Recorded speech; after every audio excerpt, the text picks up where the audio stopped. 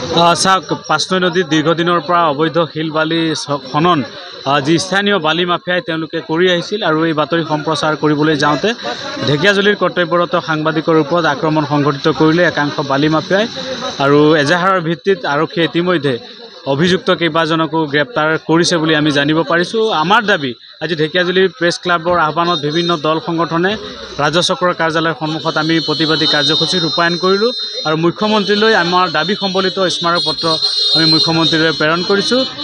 আমাৰ দাবী এই যি বালি মাফিয়া চক্ৰটোৰ লগত জড়িত সকলোৰ বিৰুদ্ধে কঠোৰৰ পৰা কঠোৰ ব্যৱস্থা গ্ৰহণ কৰিব লাগে আৰু ইয়াত জড়িত কোনো যাতে সাৰি নাযায় আইনী খুৰুঙাত সেই ব্যৱস্থা গ্ৰহণ কৰিবলৈ আমি মুখ্যমন্ত্ৰীক আহ্বান জনাইছোঁ। লগতে আপোনাৰ চৰকাৰৰ নেতৃত্বত যাতে কোনো সাংবাদিকৰ ওপৰত আক্ৰমণ সংঘটিত নহয় এই কাম চৰকাৰে দায়িত্ব ল'ব লাগিব। সাংবাদিকৰ সুৰক্ষা নিশ্চিত কৰিব লাগিব এইখন চৰকাৰে।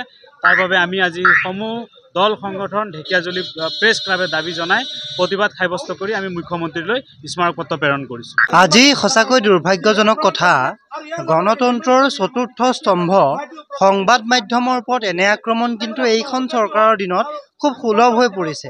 এইখন চৰকাৰৰ দিনতেই সংবাদ মাধ্যমৰ ওপৰত এনে আক্ৰমণ, সংবাদকৰ্মীৰ জীৱনৰ সুৰক্ষা নোহোৱা কিন্তু খুব সুলভ হৈ পৰিছে। এইটো খুব দুৰ্ভাগ্যজনক কথা।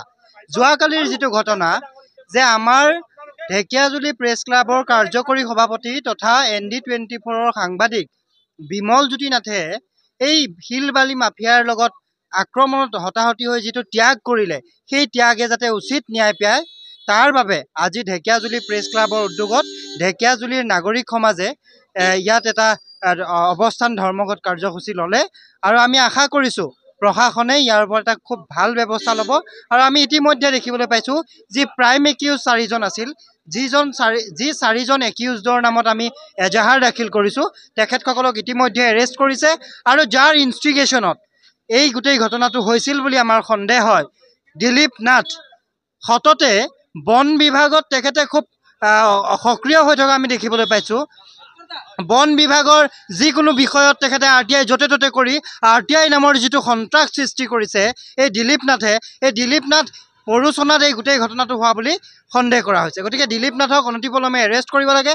আমি গম পোৱা মতে তেখেতে পলায়ন কৰিছে, তেখেতৰ মোবাইল অফ আছে, গতিকে তেখেতক অসম পুলিচে ট্ৰেকিং কৰি অনতিপলমে এৰেষ্ট কৰিব লাগে। অন্যথা কিন্তু ইয়াৰ পৰিৱেশ আৰু পৰিস্থিতি ল' এণ্ড অৰ্ডাৰ চিটুৱেশ্যনৰ কাৰণে সম্পূৰ্ণভাৱে অসম পুলিচ জগৰীয়া হ'ব।